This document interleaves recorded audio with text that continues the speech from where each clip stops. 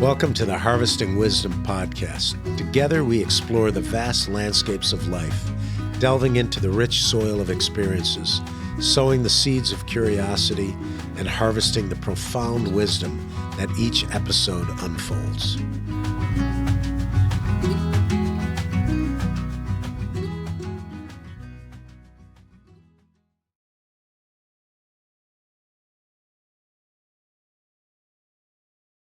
When did you go to Japan, and what was that job about?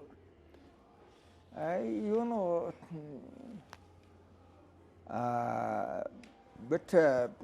was here as a ministry from 1996.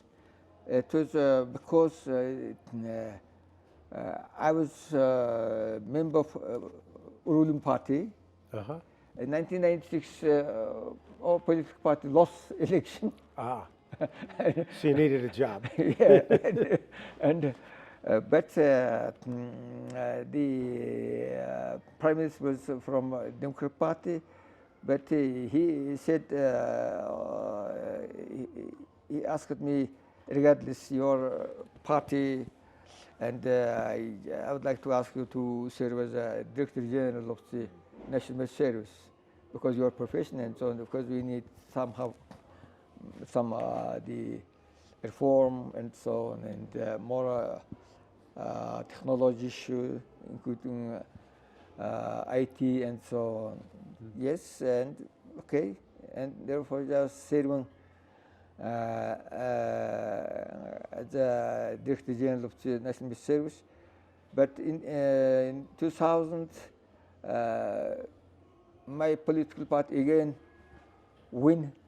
And then he came back. Then the new prime minister, said that I want to send you as ambassador to Japan. Oh, at that point. And okay. Why? Because, for example, in Russia and China and so on, of course, more politicians, put with or relationship a little different. But Japan is the one of principal donor, and we need to learn something in terms of technology and so on. And therefore, Japan should work more technical person rather than some politician, historic or. Yeah, I look at Japan and say it's such a well-organized system that people all are more cooperative, and they take the environment serious. They're on an island on a volcano. They got drainage issues, but I was there a few years ago, and I was very surprised at how much public money goes into making sure that people coexist with that environment. And they do I think a great job. So did you learn a lot while you were in Japan? Yes, of course. My job as ambassador, of course, not only environmental issue, of course. It is more economic cooperation. Mm-hmm. Because at the time, during the transition period, in order to assist Mongolia, most of leading countries decided to organize a so-called donor meeting. Okay. And all leading countries like US, Japan, all of those countries, and almost every year during the meeting they decided to how much money Mongolia needs to enter this new world, tackle with transition issues and so on. Mm-hmm. And therefore, when I was would organize some concluding donor meeting, it was 10th donor meeting, and it was organized in Japan, and we already said, okay, now already Mongolia could move self and not necessarily officially donor countries to gather, decide how much money they need, something like that. And also before within the cooperation between Mongolia and Japan, the more economic issue, some social issue, and no environment issue was included, and therefore I just arranged it so that environment issue also should be in list of cooperation between Mongolia and Japan. And how long were you over there? Around 4 years. Oh, okay. And That's great. Just in the interest of time, because I think we're running a little short, I want to make sure we get to talking about environment and climate. Sure. You served as the envoy for climate change. So could you talk a bit about what issues Mongolia is facing from climate change? And the Mongolian situation in terms of climate change is a little different. Not exactly some countries in Europe and so on. Why? Because climate in Mongolia is very harsh climate and deep continental climate. And you know, for example, almost the same latitude like some part of Mongolia and in Paris. But today in Ulaanbaatar is -3, in Paris only 3 degrees, but in Paris 15 degrees. Right. Big difference. A big difference and so on. And because of the average latitude above 1,000 meters above sea level, and of course big distance from Atlantic and North Seas. We very more close to Pacific, but because so-called westerlies, and from Pacific we cannot get any warm, more humidity air, and everything from Atlantic and the North Seas, and all moisture just through whole Europe and so on, and just small amount of moisture in air, and some mountains in Mongolia catch. And therefore precipitation is very low in Mongolia. For example, in Spain they said this year we have 400 millimeter precipitation, always drought. In Mongolia 400 millimeter precipitation, we are very happy. yeah, it's wet here. There is a big difference in Mongolian climate. And also another issue is that the people's livelihood and some important sector economies tightly depend on very. Right. So you have economics, or like we talked before, you have to feed people first. Yeah. Special interests, and the economics. One thing is energy. Yeah. So coal is a big driver, Yes. and it's employing people, and it's paying a lot of the bills, so to speak. It's a little bit maybe confrontational with cultural pastoralism and that sort of thing. So, and you're from Western Mongolia, and if I'm not mistaken, isn't Western Mongolia having more drought issues than the rest of the country? Western Mongolia is very paradox situation. In Western Mongolia, we call Great Lake Depression. And like in US, we also have some Great Lake area. That area is most of lakes in Mongolia, but average precipitation is much less than other part. Why? Because some mountain chain surrounded and Alta Sayan, and therefore all moisture from Atlantic Sea, those mountains catch up, and the rivers go to west, the China, Russia, and so on. Right, And right. so-called precipitation shadow we call. Right. And therefore, just from the after that mountains, much less precipitation, and therefore this part already even we call the north tip of world desert. come to this area, and therefore many lakes, but no still rain. less precipitation and deserts. And those lakes mostly we call it is like ancient. Great, like a glacier lakes originally. And glaciers mostly. And nowadays all the glaciers melting very fast, and even by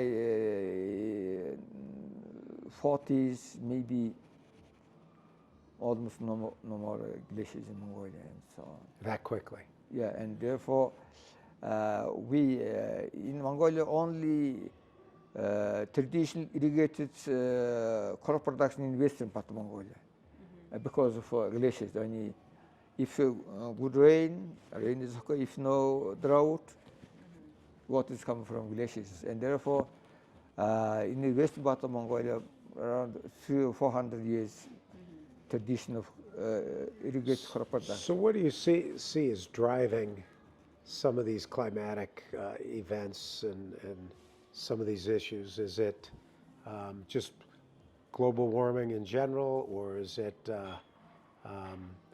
a problem with coal mining, or is there a problem with too much meat production in areas where the soils and the plants aren't able to sustain it?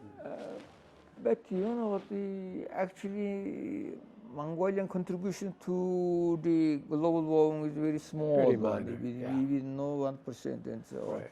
But unfortunately, the average for example, the GHG per capita is much higher, Right. even higher than China. And also the GHG linked to the coal is much higher, for example. So you're not contributing to the problem as much as you're experiencing it. Yeah. And And unfortunately, of course, in Mongolia, we have no alternatives, and only coal, with no natural gas and so on, no nuclear power plant. And therefore, nowadays, we are talking about the pipeline from Russia to China.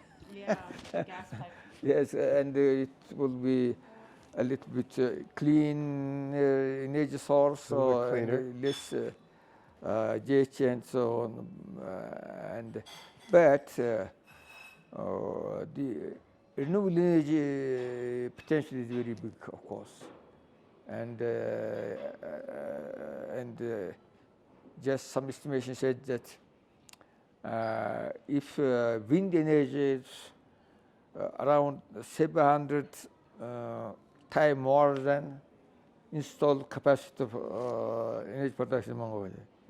Solar is already 1,000 times more. Wow. right. And there is tremendous potential, but why we cannot use that? There is some reason, of course. First one, initial investment is very high, Yeah, right. Too much and capital. and nobody wants to invest money because they don't know how it will give back some. Right. And even nowadays, thanks to the some private sector initiative, and even mostly because of cooperation with Japan, we already have several solar power plants, small ones, just 10 megawatts and so on. And but again, people think that produce energy using coal is much cheaper, much better than use the solar and wind. Well, it's an existing system that's Yeah, because primarily paid for, right? government subsidy. It's subsidized. yes. Because even from the past, from the social period, of course, for the government, the profit was not so important, and to provide cheap energy was most important one, and therefore still the energy sector subsidized, and it's a big problem. And therefore now, in order to support the renewable energy, we included some so-called feed-in tariff and some additional money from the use for energy, or the local community say, oh, it's not so good, why you are taking much more money, something like that. But we explained that you are, for example, everyone has 1 or 2 mobile phones. Spend much more money than just Just eating yourself. Yeah, people don't understand. yeah. The job that you've had and that you currently have, because you're a scientist, right? You definitely help dictate some policy, but as a scientist, you're gathering the information, you're explaining the problem, and then to some degree it becomes a political problem for other people and or for the region or the world to deal with. How much of the policy do you, because you see the data, you understand the economy of it, you understand what's required for people to live and their self-interest. How do you, because people ultimately will ask you the question, because you're the expert. So what's your basic response, because there are parties and one party plays the other party and that sort of thing. Where do you see your priority at this point, and what policy response would you have in general if there was 2 or 3 things that you think Mongolia should do? What would they be? You mean in terms of environmental or in general? I'd say, well, that's a great question. In general, it would be helping people in the economy, but for the environment. So how do you, maybe for both? And before transition, of course, we had very close cooperation with those former Soviet Union countries, and we were trying to copy them, wanted the internal administration in technology and so on and so on. And but not everything was effective, because quite different situation and so on. But traditionally, in the people who are living in the territory of Mongolia for hundreds, thousands of years, there is some sort of, I don't know, how they could survive such kind of very harsh climate, such kind of very poor natural resources, and we cannot grow some vegetables to consume directly and so on, only through livestock. Right. Everything should be. But when we decided to introduce some socialist method and strong plan economy and so on, not all time is working, because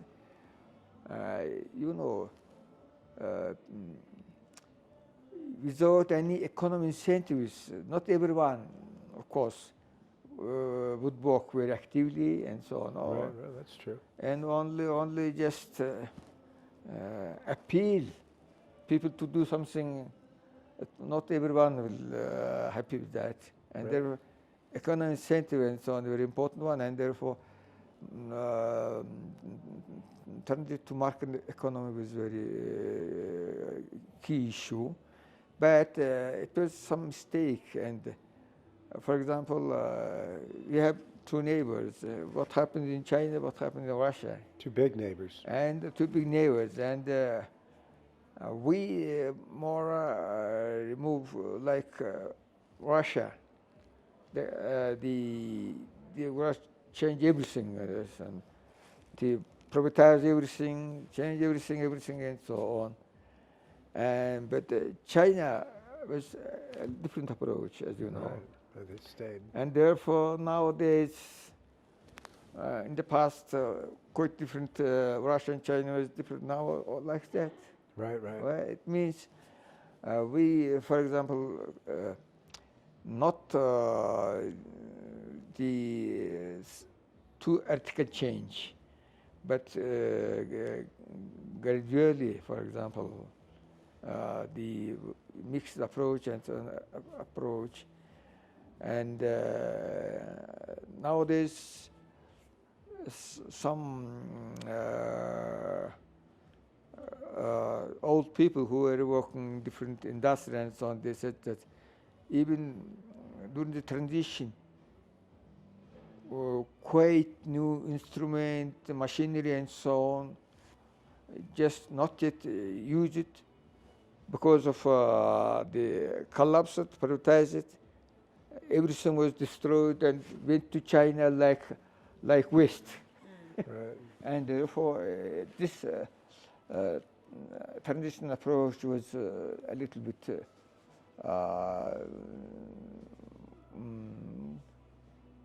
how to say, not exactly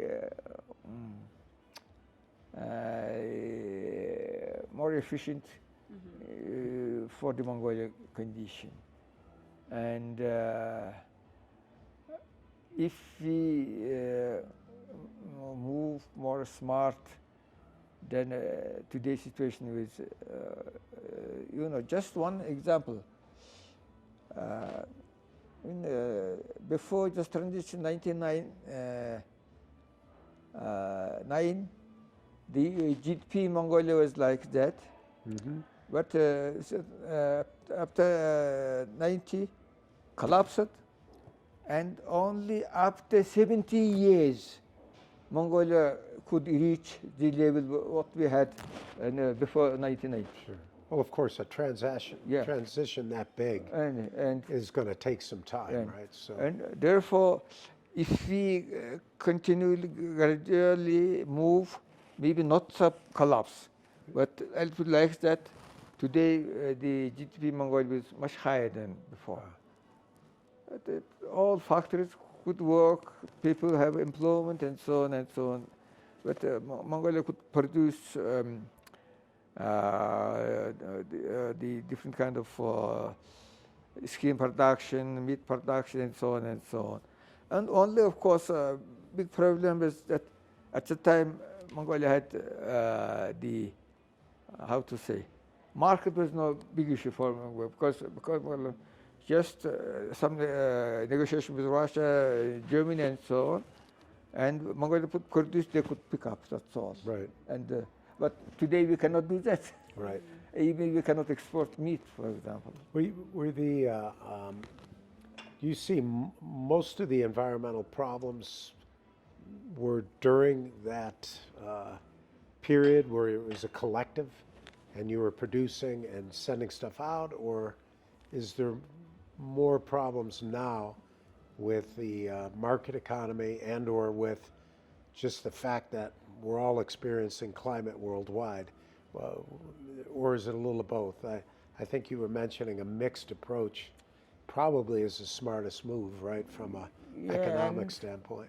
Of course, during the plan economy also we had problem because plan economy, as you already said, that if some governments, policymaker wants to export some gold, something like that, we should do because we need to have money, something like that. Right, right. That's all, and nobody will. And but nowadays also, for example, recently we had some big discussion, and the government also, because of GDP and so on, they want to explore some gold deposits. Mm-hmm. And in order to do that, they need to change the protected area border, and some part protected area the back, and therefore the public was not happy, and even government decided to do that, but because of public protest, the president stopped that. And even during this socialist time, but people think that during the socialist time also public cannot do that, but it's not true.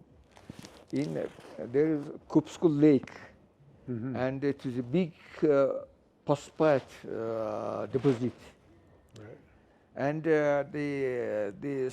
all socialist countries decided to use this one because phosphate is very important as a fertilizer and so on. And but the scientists and including me, we just made calculation, and if we will explode phosphate, the Kupskul Lake will die, like died lake in some other place and so on. Not because phosphate is poison, but because it's fertilizer. And the life in lake and now Kupskul Lake is like a factory to produce clean water. And the life of water lake will stop it, and Kupskul Lake couldn't be more like a factory of clean water. So it's a success story. Yes, and therefore it was for the Mongolian government. It was not so easy because it was not only for Mongolia but for the rest of countries, and almost all them were pushing. We need to, and it was even we started construct some airport, some mining and so on, but we succeeded to stop it, and so far still there. So the environmental solution really is on a case-by-case basis. You can't just generalize one thing because it has political or economic ramifications, but it's also each particular case is an isolated situation. So where do you see the future for policy for Mongolia? When I say future, I mean the next 5 years.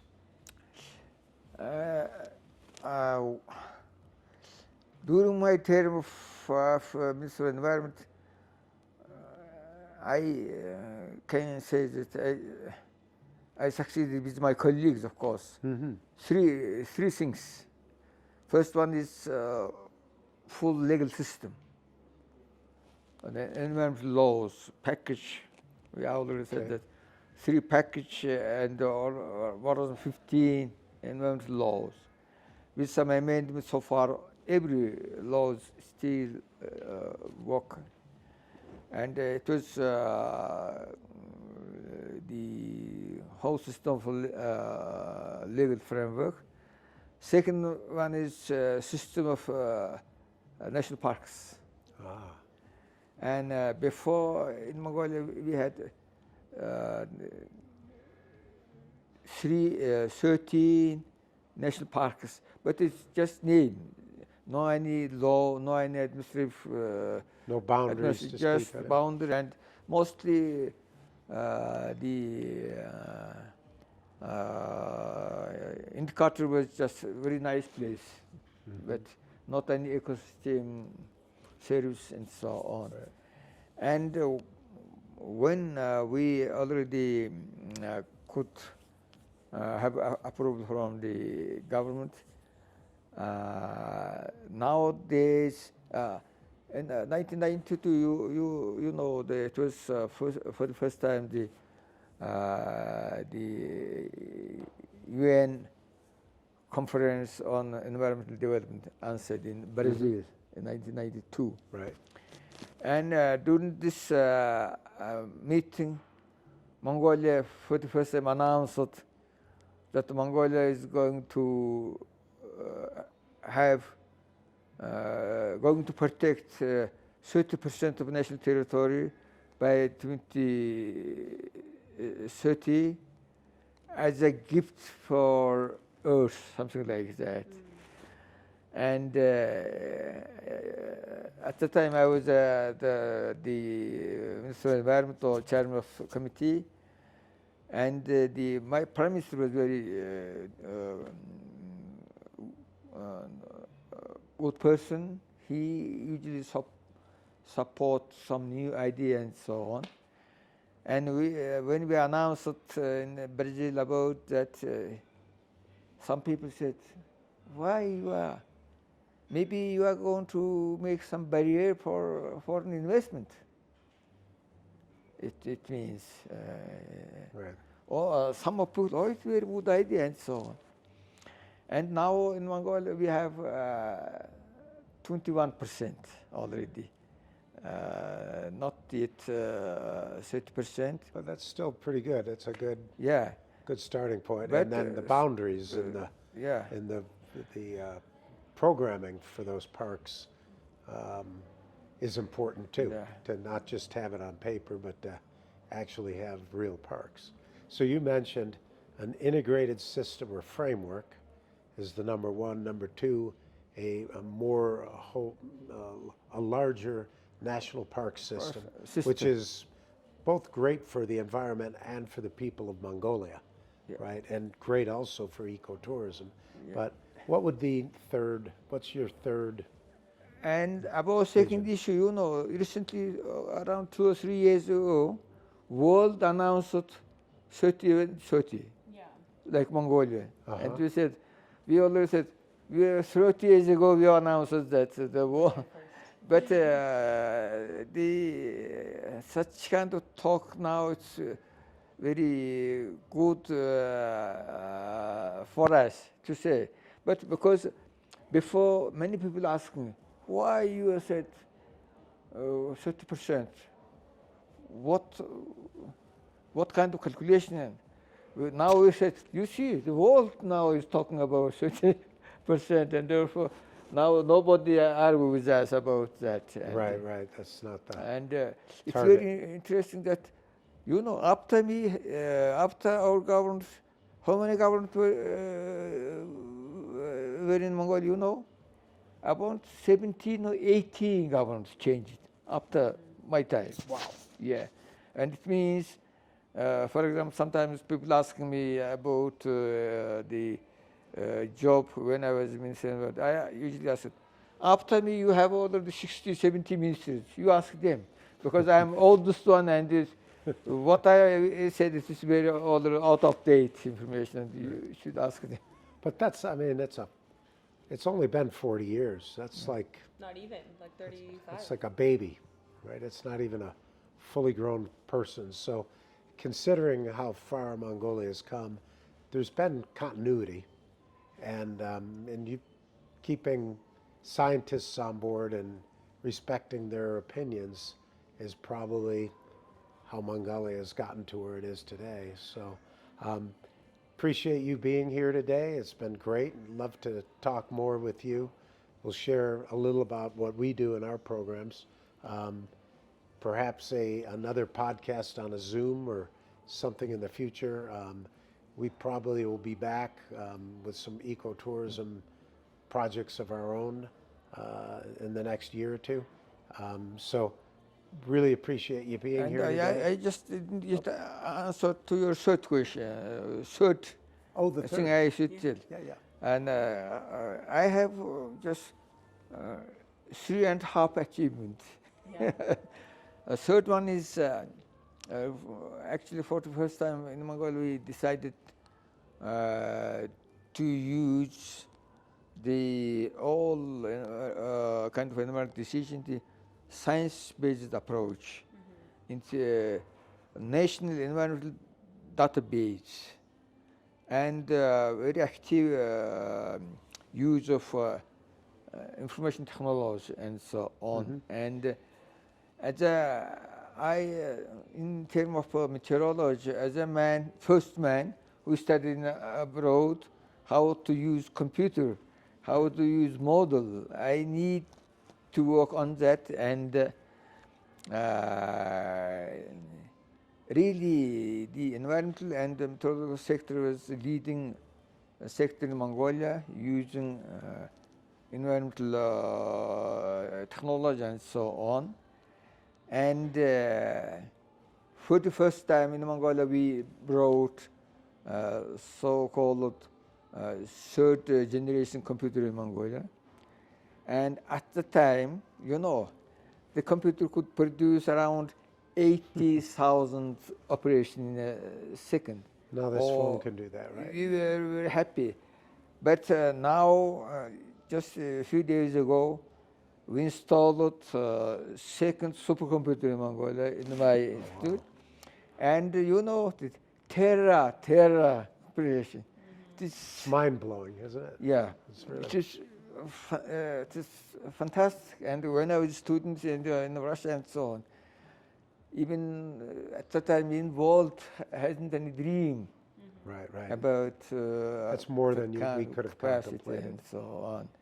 And it is therefore still consulting to have good computer system, good communication system, and so on, because Mongolia is a sparsely populated country, and it is internet and so on, and distance learning, even the medical service and so on, could be very important for Mongolia. Yeah, with two supercomputers, you have that nimbleness to adapt on the fly, which I think in today's world, climate is so erratic, the ability to predict with modeling and the ability to make different scenarios of things you can do to avoid catastrophe is an important thing.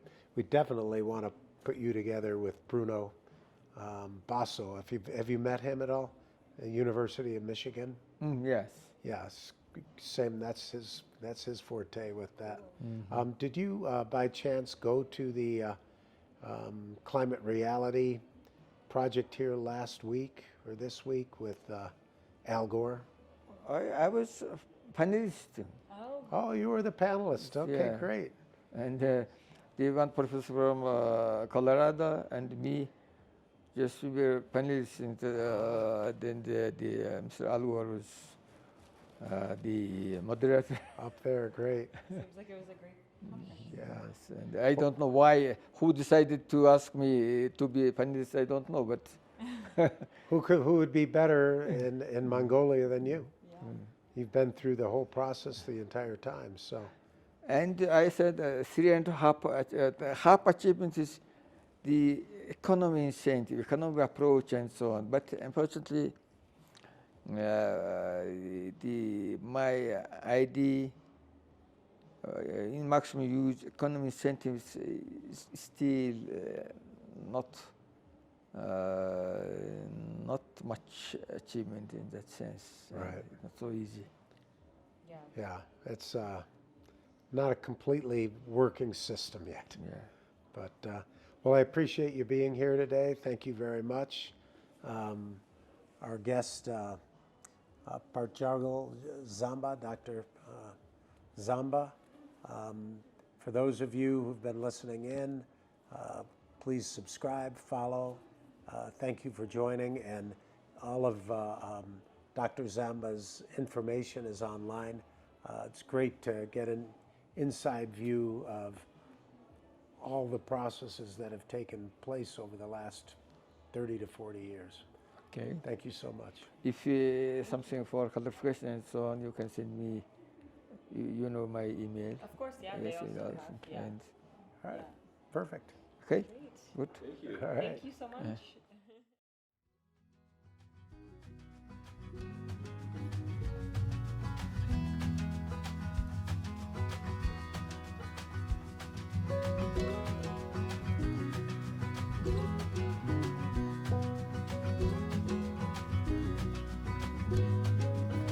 Thank you for joining the Harvesting Wisdom podcast. Click subscribe and like for for ongoing, insightful conversations. Explore our webpage for show notes and additional resources. Visit our guests' webpage for deeper insights. Your engagement is the foundation of our journey, and until next time, keep pursuing wisdom.